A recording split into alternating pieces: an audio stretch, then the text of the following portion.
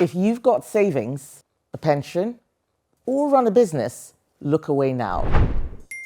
Britain's economy is built on many things: growth, taxes, energy, debt, immigration, spending, and importantly, trust. When Keir Starmer's Labour Party took office back in July 2024, they inherited a recovering economy. Badly beaten by COVID, yes, but back on the path to growth quicker than any other G7 country. As a working mum myself, I know firsthand how Labour's bad choices have made the cost of living worse. So how did they get it so wrong so fast?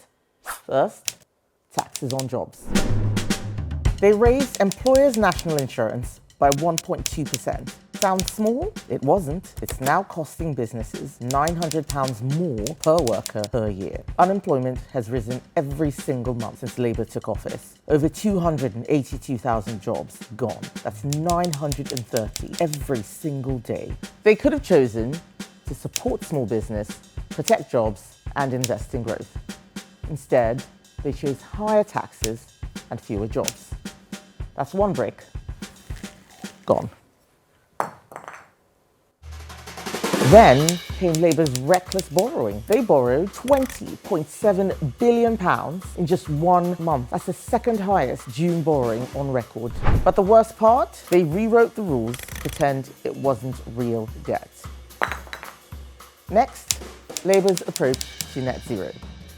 They promised to lower energy bills by £300 a year. Instead, bills have gone up £150 per household. They're shutting down North Sea oil and gas, putting heavy burden on businesses and families, and leaving us all reliant on imported energy, a lot of it from unfriendly nations. Another vital brick gone. Then they buried businesses in red tape. Labour's Employment Rights Bill alone will cost businesses £5 billion every single year. It's a war on the private sector. 90% of businesses are really worried.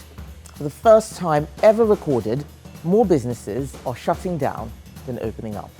Starting to get the wobbly picture?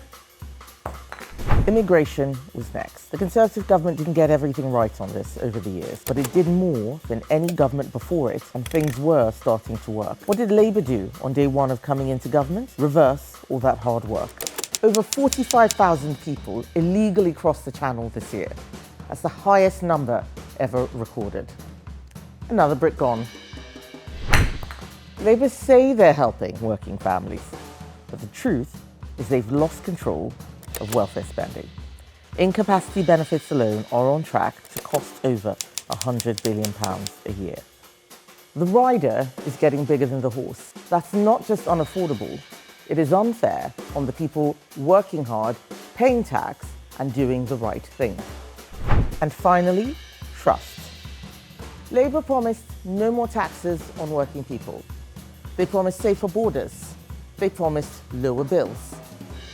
They have broken every promise. Trust was the last thing holding this tower up, and now it's gone.